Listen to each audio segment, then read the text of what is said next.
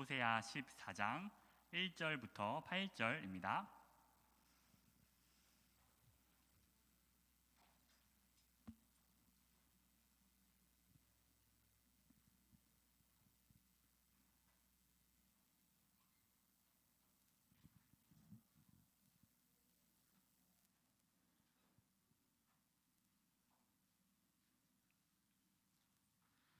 네, 다 찾았으면 저와 여러분들이 한 절씩 번갈아 가면서 읽고 마지막은 함께 읽도록 하겠습니다. 전도사님이 먼저 읽을게요. 이스라엘아, 내 하나님 여호와께로 돌아오라. 내가 불의함으로 말미암아 엎드러졌느니라.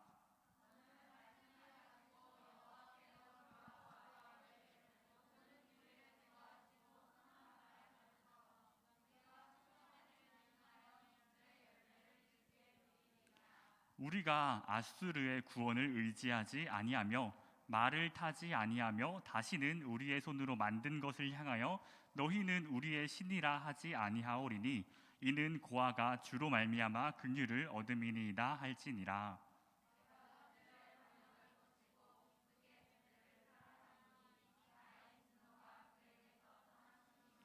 내가 이스라엘에게 이슬과 같으리니 그가 백합과 같이 피겠고 레바논 백향목 같이 뿌리가 박힐 것이라.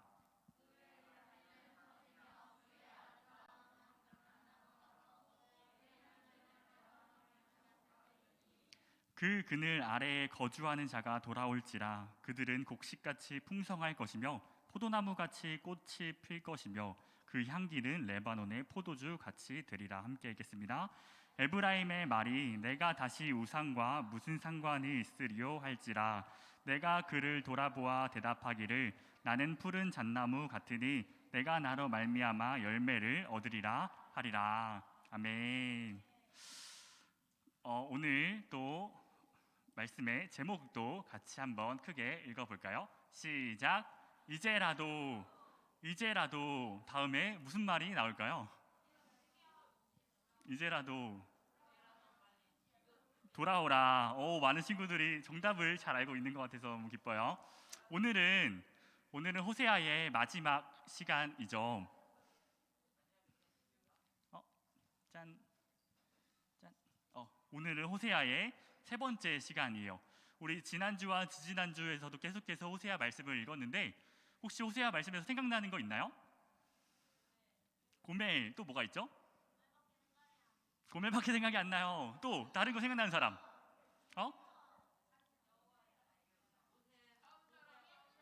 호세아, 예수님이 왜 생각나지? 좋아요. 참이슬이요. 너 끝나고 남아. 우리 유현이는 끝나고 전도사님 보고 갑시다. 알겠죠? 또 뭐 생각나는 거 있는 사람? 호세아, 또 전도사님이 생각나요? 좋아요. 또 다른 거 있는 사람? 지난주에 전도사님이랑 20개 게임 했던 거 기억나요? 정답이 뭐였죠? 이슬도 생각나고 또 다른 게 뭐가 있을까요? 뭐 이런 저런 것들이 생각이 나는 것 같아요. 우리가 지난주에는 호세아 6장의 말씀을 살펴보았어요. 그리고 우리가 20곡의 게임을 하면서 전도사님이 이슬에 대해서 자세하게 이야기해 주었죠. 맨 처음에는 호세아와 고멜의 이야기를 통해서 하나님께서 우리를 끝까지 사랑하시는 분이시라는 것을 배웠고, 지난주에는 그 하나님의 사랑을 깨닫게 된 이스라엘 백성들이 이제는 우리가 하나님께로 돌아가자, 하나님을 알자라고 외쳤지만 하나님을 향한 이스라엘의 열심은 하나님께서 보시기에 어떤 것과 같았어요? 이슬, 금방 사라져버리는 아침 이슬처럼 너무나도 작은 그 작은 알갱이 같은 이슬 같다라고 하나님께서 말씀하셨죠. 오늘도 전도사님이랑 20곡의 게임을 다시 한번 할 건데요. 지난주에 했던 것처럼 여러분들이 저한테 문제를 내면 저는 예 또는 아니요라고 대답을 할 거예요. 그리고 전도사님이 딱 한 가지 단어를 떠올릴 텐데 우리 친구들이 이 답을 맞출 수 있을까요? 전도사님이 생각한 이 단어는 무엇일까요? 우리 먼저 질문해서 맞춰볼 사람? 시연이. 생물인가요? 생물이에요. 누구예요? 죽었나요? 생물이라고 살아있어요. 요한이. 답 말해도 돼요. 수송아지 아니에요. 땡. 유현이. 백합 땡. 여기 시원이. 식물인가요? 식물입니다. 우리 서연이. 열매 땡. 우리 다른 친구들도 없나요? 한번 했으니까 내리고. 또 질문할 사람. 아직 감이 잘 안 잡히죠? 빛나? 손 든 건가요? 아니에요. 머리 만졌어요. 또 다시 그러면 시연이 다시 한번 해볼까요? 꽃인가요? 꽃은 아니에요. 건이. 정답. 포도나무. 왜 포도나무예요? 그냥요. 포도나무. PPT 한번 보여주세요. 포도나무 정답입니다. 건이가 어제 양육을 열심히 듣더니 6학년 친구들이 어제 전도사님이랑 같이 성경에 대해서 배웠는데 우리 건이가 정답을 맞춰줬어요. 우리 친구들 혹시 포도나무 실제로 본 적 있나요? 본 친구들도 되게 많은 것 같고 안 본 친구들도 있는데 여기에 가운데에 저 나무 하나 보이죠? 저게 포도나무예요. 근데 포도나무는 사실 나무라고 하기에는 사실 좀 작아 보여요. 전도사님보다 조금 더 작다고 하는데 작아 보이지 않아요? 내가 더 큰 것 같은데? 건이 키만한 포도나무도 있고 전도사님 키만한 포도나무도 있다고 해요. 전도사님이 포도나무와 관련된 어떤 뉴스를 실제로 방영되었던 뉴스를 하나 가져왔는데 우리 뉴스를 한번 같이 보도록 합시다. 전북 고창의 한 농장에서 포도나무 한 그루에 무려 4,500송이의 포도가 주렁주렁 열렸습니다. 친환경 농법으로 이룬 결실이어서 더 놀랍고 화제가 되고 있습니다. 박연선 기자가 다녀왔습니다. 검정색의 농익은 포도가 주렁주렁 달렸습니다. 뻗어나온 포도나무 줄기의 길이는 무려 40m. 거대한 비닐하우스를 가득 채운 무성한 포도줄기를 따라가면 단 한 그루의 나무로 이어집니다.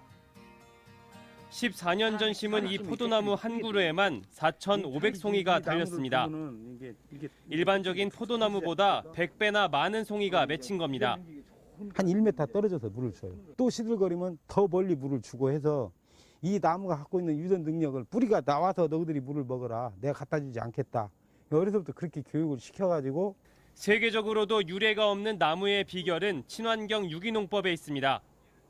이 농가만의 특제 비료에는 두부 비지와 대나무, 참나무 톱밥이 들어갑니다. 천연 재료를 넣어 정성껏 만든 비료는 면역력을 강하게 만들었고 농약 한 번 치지 않은 철저한 토양 관리로 포도나무에는 생기가 넘칩니다. 직접 만든 통풍 장치로 24시간 쾌적한 환경까지 만들어주면서 유난히 더웠던 올여름도 거뜬히 넘겼습니다.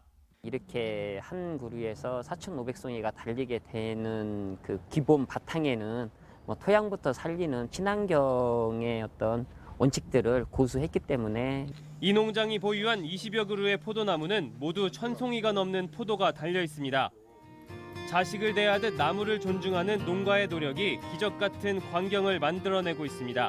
MBC 뉴스 박연선입니다. 와, 봤어요? 여러분, 저 나무 하나의 열매가 포도가 몇 개나 맺혔다 그랬죠? 4,500송이나 맺혔대요. 여기에 있는 우리 모두랑 교회 사람들이 일주일 동안 먹고도 남을 만한 그런 포도의 양인 것 같아요. 엄청나죠? 여기에 사진에 아까 봤던 것처럼 사진에서도 저기 나무 하나밖에 안 보이죠? 나무 하나에 저렇게 많은 포도가 맺혔대요. 영상에서 나왔던 그 농부 아저씨가 포도나무를 키울 때 물 주는 것 하나도 굉장히 정성스럽게 해주고 땅의 기초부터 잘 다지고 주변 환경도 포도나무에게 맞추어 주었기 때문에 이런 풍성한 열매들이 자랄 수 있었다라고 설명해 주셨죠. 원래는 포도나무는 한 그루의 열매가 많이 달리는 것도 유명하지만 사실은 더욱더 많이 마음을 쏟을수록 훨씬 더 많은 열매가 맺히는 게 이 포도나무인 것 같아요. 우리가 보는 하나님의 말씀 속에서도 이 포도나무에 대한 이야기가 정말 많이 등장하는데요. 이 땅에 오신 예수님께서도 자신을 소개하실 때 나는 포도나무이고 내 아버지는 농부이다 라고 말씀하신 적이 있어요. 그럼 우리가 오늘 호세아 마지막 시간에 하나님께서 도대체 우리에게 무엇을 말씀하시려고 하는지 우리 말씀을 같이 한번 살펴보도록 하겠습니다. 지난주에 하나님의 사랑을 알게 된 백성들이 우리가 하나님께로 돌아가자라고 했던 거 기억나요? 네, 좋아요. 지난번에는 백성들이 여호와께로 돌아가자라고 했다면 이번에는 호세아 선지자가 나서서 이스라엘아 너의 하나님 여호와께로 돌아오라라고 이야기해주고 있어요. 이스라엘 백성들이 마음이 금방 사라져버리는 작은 이슬 같은 마음들이었기 때문에 하나님은 그 선지자들을 계속해서 이스라엘 땅으로 보내셔서 계속해서 너희들은 하나님께로 돌아가야 돼, 우리가 하나님께로 돌아가자라고 이야기할 수밖에 없는 거죠. 그리고 호세아는 이어서 이렇게 이야기를 해요. 너는 말씀을 가지고 여호와께로 돌아와서 아뢰기를 모든 불의를 제거하시고 선한 말을 받으소서. 우리가 수송아지를 대신하여 입술의 열매를 주께 드리리다. 이 말은 호세아가 단순히 그냥 하나님께로 돌아갑시다 라고 했을 때 하나님을 잘 알지 못하는 사람들은 그러면 우리가 어떻게 해야 하는 건데, 우리 보고 어떻게 돌아가라는 거야? 뒤를 돌아보면 되는 건가? 라고 생각할 수도 있겠죠. 도대체 하나님께 돌아간다는 그 말이 의미가 무엇인지 모를 수도 있다는 거예요. 그런 질문 앞에서 호세아는 백성들에게 하나님께 나아갈 수 있는 방법을 알려주고 있는 거예요. 하나님께서 우리에게 주신 말씀을 듣고 하나님께 이렇게 기도해라. 하나님, 우리의 죄를 없애 주시고 우리가 하나님께 드리는 이 말씀과 기도를 받아주세요. 이제는 우리가 하나님께 제물을 바치는 것 대신에 우리의 입술의 열매, 그 사랑의 고백을 주님께 드리는 것입니다 라고 호세아가 백성들에게 가르쳐주고 있는 거예요. 하나님께서는 호세아가 자신을 버리고 떠났던 고멜을 다시 집으로 데리고 온 그 이야기들을 통해서 하나님의 사랑을 말씀해 주셨던 것처럼 우리가 스스로의 마음을 돌이키는 것도 정말 중요하지만 하나님께서 우리의 마음을 대신해서 돌이켜 주신다, 하나님께서 우리를 설득해 주신다라고 이야기해 주고 계세요. 내가 너희의 그런 마음들을 고쳐줄게. 너희는 나를 떠났지만 나는 너희를 끝까지 사랑한단다 라고 말씀하시는 거죠. 우리 5절 말씀은 다 같이 읽어볼까요? 시작. 내가 이스라엘에게 이슬과 같으리니 그가 백합화 같이 피겠고 레바논 백향목 같이 뿌리가 박힐 것이라. 우리 지난주에는 이슬에 대해서 이야기를 들었었죠. 이스라엘 백성들이 하나님께 돌아가자라고 했었을 때 하나님께서는 너희의 마음이 금방 없어져 버리는 작은 이슬 같구나 하고 안타까워하셨는데, 그들의 마음을 기뻐하지 않으셨는데 이제는 하나님께서 이스라엘 백성들에게 내가 너희에게 이슬 같다라고 말씀하세요. 이 말의 의미는 뭘까요? 하나님께서 또 이제 백성들처럼 금방 없어져 버리는 이슬 같은 마음을 주시겠다라는 걸까요? 하나님의 이슬은 우리의 마음처럼 금방 새벽에 사라져 버리는 그 작은 알갱이 같은 이슬이 아니에요. 하나님의 이슬은 백합화와 같은 꽃을 피우게 하시고 백향목과 같은 거대한 나무를 자라게 하시는 그런 이슬이라고 말씀해 주시는 거예요. 꽃이나 나무가 물을 주어야지만 자랄 수 있는 것처럼 하나님께서도 우리에게 그런 이슬을 보내주셔서 우리를 자라게 하실 것이다 라고 말씀해 주시는 거죠. 원래 이슬은 매우 작아서 식물을 자라게 하는 데는 별로 도움이 되지 않아요. 그런데 아주 작은 그런 이슬 같은 것이라도 하나님께서 우리에게 주시는 이슬은 꽃이나 나무가 자랄 만큼 크고 오래도록 이 땅에 남아 있는 거죠. 하나님께서는 자기에게로 돌아오는 그 사람에게 이렇게 나무를 자라게 하시는 그 이슬 같으신 분이 되어주시겠다라고 약속하셨어요.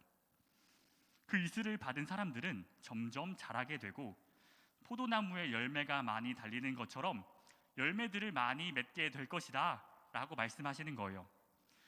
우리가 신약 성경의 요한복음 15장을 읽어보면 예수님께서 자신을 포도나무라고 소개하신다고 이야기했죠.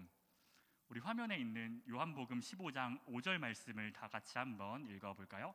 시작. 무요 너희는 가지라. 그가 내 안에 내가 그 안에 거하면 사람이 열매를 많이 맺나니 나를 떠나서는 너희가 아무것도 할 수 없음이라.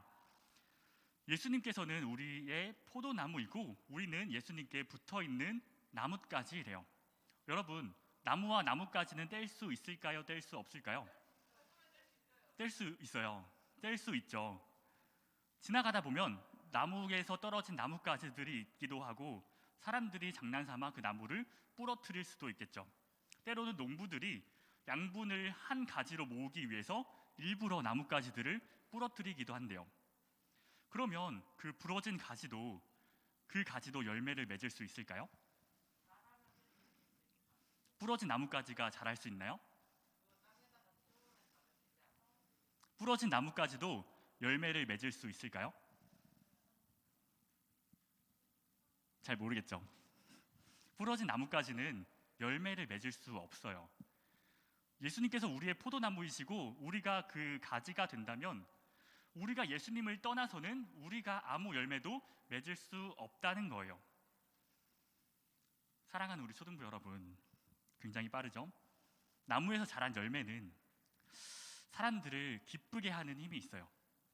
나무에서 자란 그 열매는 사람들을 기쁘게 하는 능력이 있어요. 잘 자란 열매를 수확해서 많은 사람들에게 맛있게 먹게 할 수도 있고, 또 무엇보다 자기가 기른 그 나무에서 많은 열매가 자라는 것을 본 그 농부는 누구보다 기뻐하겠죠. 하나님께서는 우리에게 우리가 열매 맺는 것을 그렇게 기뻐하시는 분이세요. 자녀가 잘 되길 바라는 마음으로 우리가 잘 자라기를 원하시고 계신다는 거예요. 그렇다면 우리가 잘 자라기 위해서는 어떻게 해야 할까요? 우리는 어떻게 하면 잘 자랄 수 있을까요? 열매를 맺으려면 나무에 붙어 있어야겠죠. 가지인 우리들은 열매를 맺기 위해서 나무인 예수님께 잘 붙어 있어야겠죠. 예수님께 잘 붙어 있으려면 우리 안에, 내 안에 예수님께서 계시다는 사실을 믿어야 해요. 내가 힘들고 어려운 일이 있을 때 그런 때에도 예수님께서 나를 열매 맺게 해주실 거야. 하나님께서 농부가 되셔서 이 나무를 잘 자라게 해주실 거야. 모든 정성과 열심으로 그 나무에서 풍성한 열매 4,500개보다도 훨씬 더 많은 포도가 맺히길 도와주실 거야 라는 기대와 소망으로 기다리는 거예요. 내가 기쁜 일이 있을 때 주님께서 하셨다라는 감사한 마음을 가지고 때로는 예수님으로 인한 그 마음을 다른 사람들에게도 전달해 주는 것, 그것이 예수님께서 우리에게 맺게 하신 열매의 모습입니다. 우리 모두가 끝까지 우리를 사랑하시는 그 하나님의 사랑하심을 깨닫고 예수님께로 꼭 붙어서 모든 사람들이 기뻐할 수 있는 열매를 맺는 모든 초등부 친구들이 되기를 간절히 소망합니다. 이 시간 모두를 대표해서 전도사님이 마무리 기도하도록 하겠습니다. 하나님 감사합니다.